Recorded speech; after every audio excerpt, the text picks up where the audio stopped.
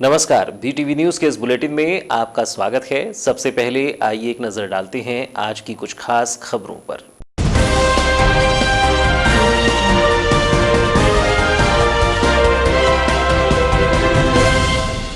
Christmas पर्व की तैयारियां हुई प्रारंभ। कोरोना संक्रमण को देखते हुए नहीं होंगी कोई धार्मिक आयोजन। कैरल सिंगिंग सहित अन्य कार्यक्रमों पर लगाई गई रोक। नगर के दोनों ही चर्च में होगी प्रार्थना सभाएं। कोरोना को समाप्त करने की जाएंगी प्रभु यीशु से प्रार्थना।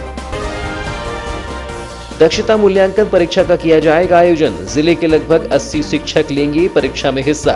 27 और 28 दिसंबर को होगी दक्षता मूल्यांकन परीक्षा। किताब देखकर शिक्षक दे सकेंगे परीक्षा।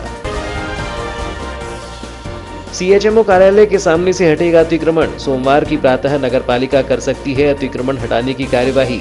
एक सप्ताह पूर्व नगरपालिका ने दिया था नोटिस। अतिक्रमणकारी कार्यवाही का विरोध करने बना रहे हैं मन।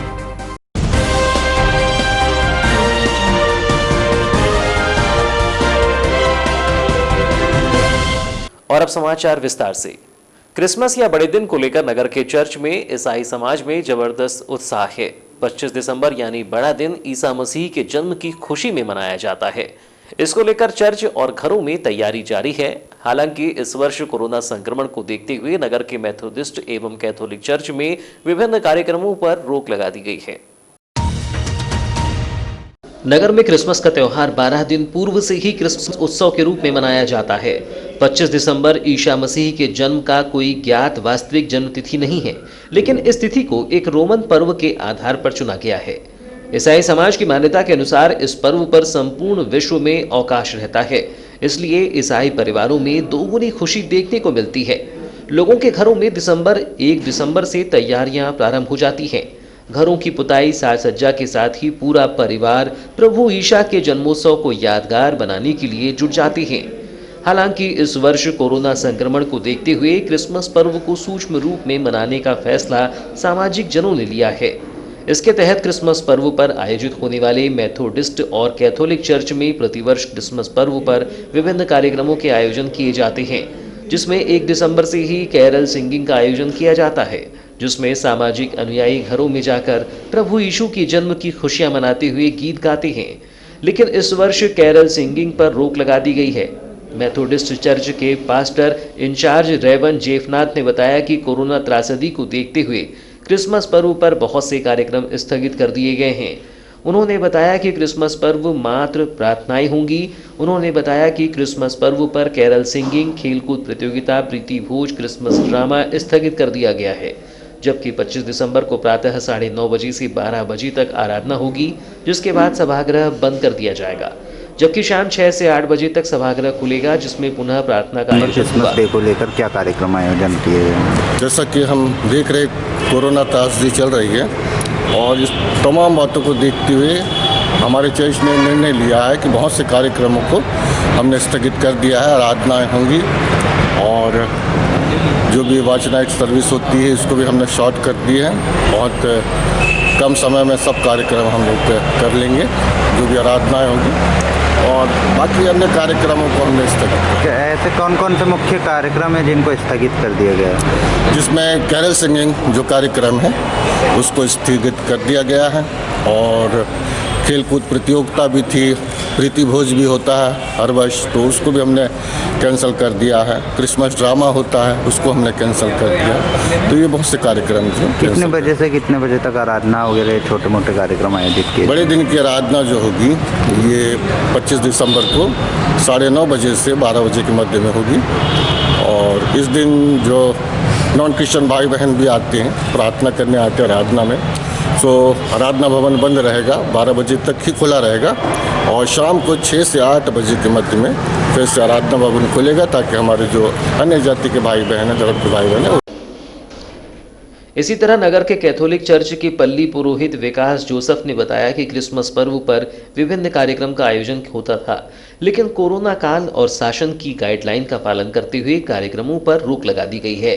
उन्होंने बताया कि कैरल सिंगिंग सहित झांकी नहीं निकाली जाएगी, जबकि रात्रिकालीन प्रार्थनाओं को सूक्ष्म रूप में किया जाएगा। प्रत्येक वर्ष विभिन्न प्रकार के कार्यक्रम आयोजित होते थे, लेकिन इस वर्ष कोरोना काल को देखते हुए और जिस प्रकार से हमारे मुख्यमंत्री जी की जो गाइडलाइंस है उसको फॉलो करते हुए हमने प्रायः सभी कार्यक्रम को स्थगित कर दिया गया है। जैसे कि उदाहरण के लिए कैरल सिंगिंग, जिसे हम बहुत मानते हैं कि घर घर में इससे प्रभु का प्रचार होता है, उसे स्थगित कर दिया गया है। रैली निकलती है झांकी के द्वारा ये संदेश दिया जाता है सभी लोगों को कि ईसा मसीह जन्मने वाले हैं और वो खुशियाँ हम सब लोगों के बीच में बांट रहे हैं।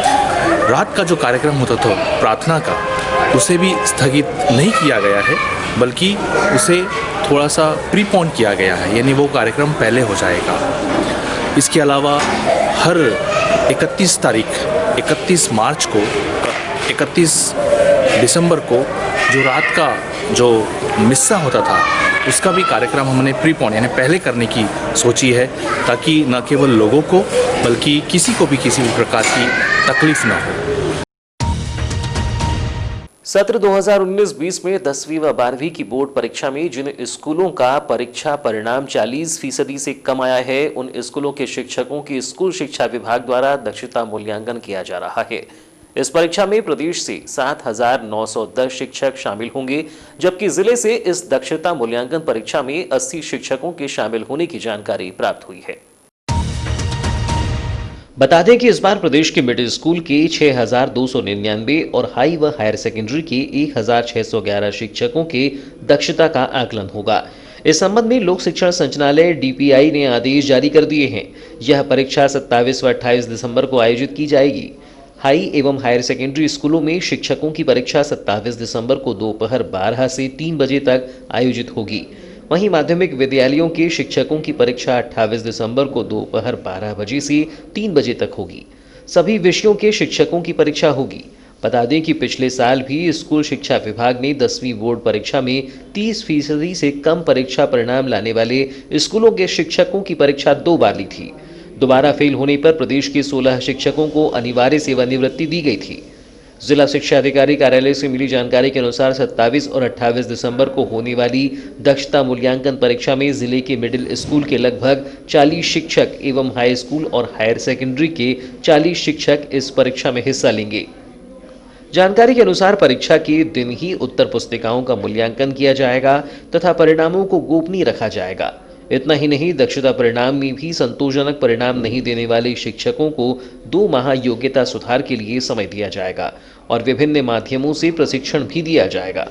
दक्षता परीक्षा में संबंधित शिक्षकों को परीक्षा में शामिल होना अनिवार्य है तथा जो उपस्थित नहीं होगा उनके खिलाफ सख्त कार्रवाई की जाएगी।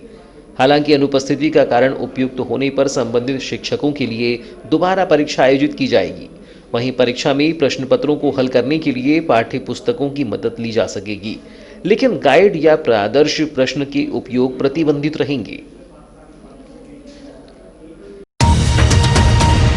नगर को स्वच्छ और सुंदर बनाने की दिशा में जहां एक और नगरपालिका स्वच्छ सर्वेक्षण कार्यक्रम को सफल बनाने में जुट गई है, तो वहीं नगर से अतिक्रमण हटाने की कवायद में भी जुट गई है। इसी तारतम्य में नगरपालिका ने नगर के CHMO कार्यालय के सामने गुमठी लगाकर व्यवसाय कर रहे व्यापारियों को नोटिस देकर 1 सप्ताह के भीतर अतिक्रमण हटाने के निर्देश दिए थे, जिसके तहत अब सोमवार को प्रातः नगरपालिका अमला यहां कार्यवाही करने का मन बना रहा है। नगरपालिका द्वारा अतिक्रमण मुक्त नगर बनाने की कार्यवाही शुरू कर दी गई है। अब 7 दिन पूर्व सड़क के किनारे अतिक्रमण कर दुकान लगाने वाले फुटकर दुकानदारों को नगरपालिका ने अतिक्रमण हटाने के लिए 1 सप्ताह की मोहलत दी थी, जो रविवार को समाप्त हो गई। जहां सोमवार को नगर पालिका का बुलडोजर अतिक्रमण हटाने की कार्यवाही करेगा। इसके लिए जहां एक ओर मुख्य नगर पालिका अधिकारी द्वारा नगर पुलिस निरीक्षक को एक पत्र लिखकर फोर्स की मांग की गई है, तो वहीं दूसरी ओर नगर के वार्ड क्रमांक 15 गौली मोहल्ला में सड़क किनारे दुकान लगाने वाले फुटकर व्यापारी अपना अतिक्रमण हटाने के लिए तैयार नहीं हैं, जिन्होंने स्पष्ट कह दिया है कि जब तक उन्हें दुकान लगाने के लिए शहर के भीतर जगह नहीं दी जाती तब तक वे अपना अतिक्रमण नहीं हटाएंगे। वहीं उन्होंने राजनीतिक संगठनों के साथ बैठक कर नगरपालिका की बुलडोजर कार्यवाही का पुरजोर विरोध करने का ऐलान किया है। इस पूरे मामले को लेकर की गई चर्चा के दौरान जहां फुटकर व्यापारी हेमचंद गुप्ता ने स्पष्ट किया कि यदि नगर पालिका द्वारा उनका अतिक्रमण हटाया जाता है तो अतिक्रमण हटाने के बाद वे उसी जगह पर दुकान लगा लेंगे, लेकिन वे अपना अतिक्रमण नहीं हटाएंगे। वहीं इस पूरे मामले के संदर्भ में दूरभाष पर चर्चा के दौरान मुख्य नगरपालिका अधिकारी सतीश मटसेनिया ने बताया कि सोमवार को सख्ती के साथ अतिक्रमण कार्यवाही की जाएगी। उन्होंने बताया कि लगभग एक सप्ताह पहले ही अतिक्रमणकारियों को नोटिस देकर समय दिया गया था। अगर उन्होंने अपनी दुकानें नहीं हटाई तो कार्यवाही को अंजाम दिया जाएगा।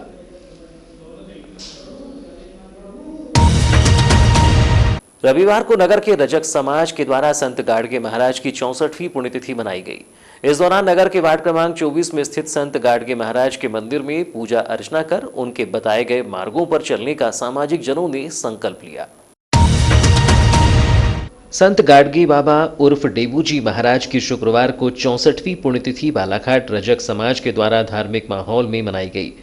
आपको बता दें कि संत गाडगे महाराज का जन्म 23 फरवरी 1876 महाराष्ट्र के अमरावती जिले के शेणगांव अंजनगांव में एक धोबी परिवार में हुआ था।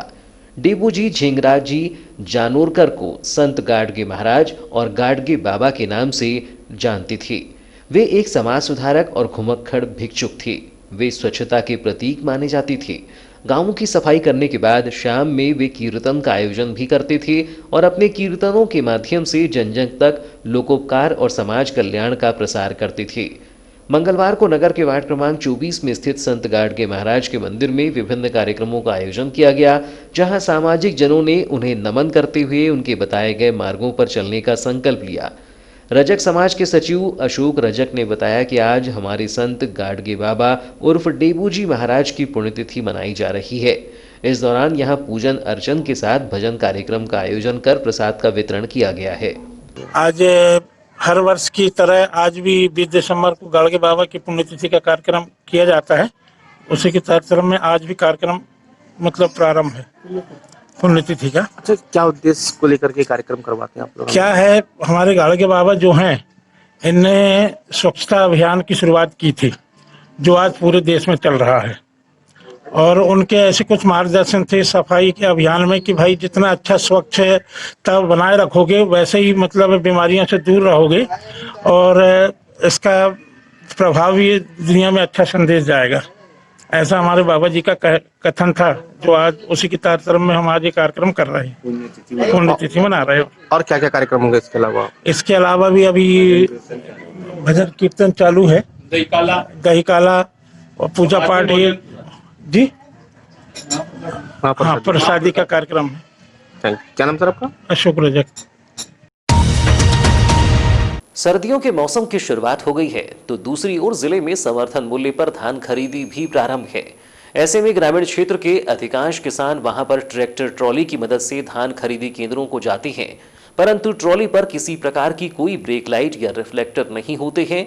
अब यातायात पुलिस ट्रैक्टर चालकों को जागरूक करते हुए उन पर रिफ्लेक्टर लगवाएंगी, जिससे पीछे से आने वाले वाहन को आगे चल रही ट्रैक्टर ट्रॉली की जानकारी हो सके और हादसों की आशंका को टाला जा सके।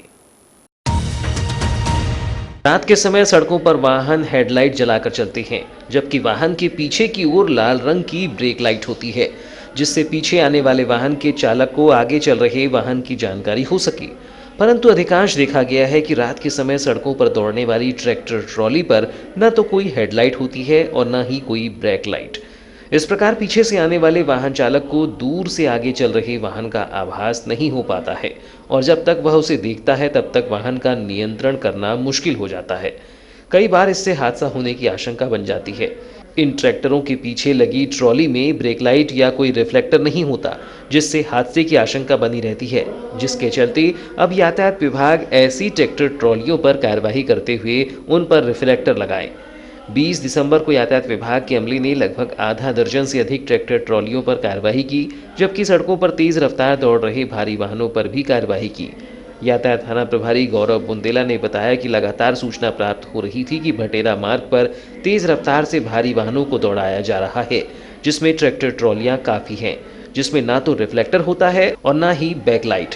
ऐसे में दुर्घटना होने की आशंका बनी रहती है, जिसके तहत आज यहां चेकिंग कार्रवाई करते हुए बिना रजिस्ट्रेशन, बिना लाइसेंस के दौड़ रहे वाहनों पर चालानी कार्रवाई की गई, जबकि ट्रैक्टर ट्रॉलियों पर कार्रवाई करते हुए उन पर रिफ्लेक्टर लगाए गए। ये लगातार शिकायतें आती हैं कि यहाँ से भारी वाहन काफ़ी तेज स्पीड में निकलते हैं, जिससे दुर्घटना होने की संभावना बनी रहती है। इसी को ध्यान में रखते हुए आज यहाँ भटेरा नाके पे चेकिंग लगाई गई है, जिसमें भारी वाहनों के खिलाफ जो तेज स्पीड है, बगैर सीट बेल्ट वाले हैं, बगैर ड्राइविंग लाइसेंस के वाहन हैं, उनके खिलाफ कार्रवाई कर रहे हैं। साथ में ही ऐसे ट्रैक्टर जिनमें पीछे रेडियम नहीं चिपका है, तो उनमें रेडियम चिपकाने की भी कार्रवाई हम लोग कर रहे हैं।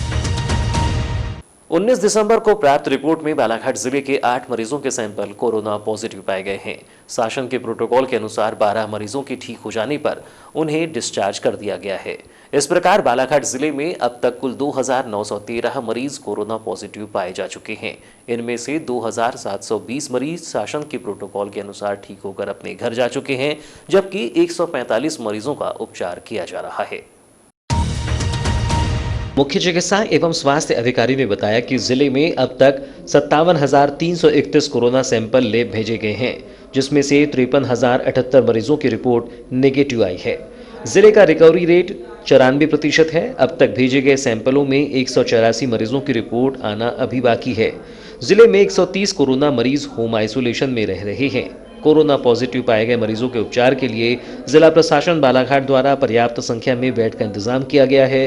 कोविड सेंटर गोंगलई, बालाघाट, बैहर एवं लांजी में 575 बेड एवं ITI के पीछे बूढ़ी बालाघाट में बनाए गए कोविड अस्पताल में ऑक्सीजन सुविधायुक्त 105 बेड का इंतजाम किया गया है। 15 दिसंबर को सुबह 8 बजे की स्थिति में कोविड केयर सेंटर के 575 में से 15 बेड मरीजों से भरे हैं। कोरोना पॉजिटिव 962 मरीजों को आरोग्य कसायम काढ़ा दिया जा रहा है। तो ये थी अब तक की खबरें। नई खबरों के साथ एक बार फिर हम हाजिर होंगे। तब तक के लिए दीजिए इजाजत। नमस्कार।